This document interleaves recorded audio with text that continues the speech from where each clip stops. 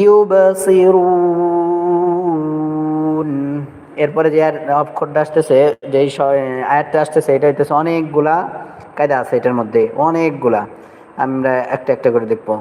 সদ মিম পেশ sum, sum একটা গুন্না আছে।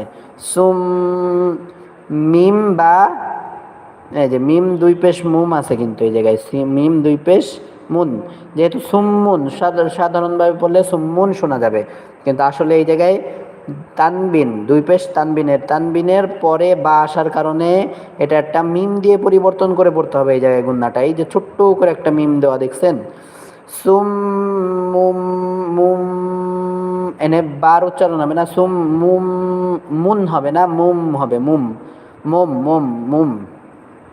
সুম্মুম বাপ কাপ পেশ বুক, সুম্মুম বুক মিম দুই পেশ মুন, সুম্মুম বুক মুন।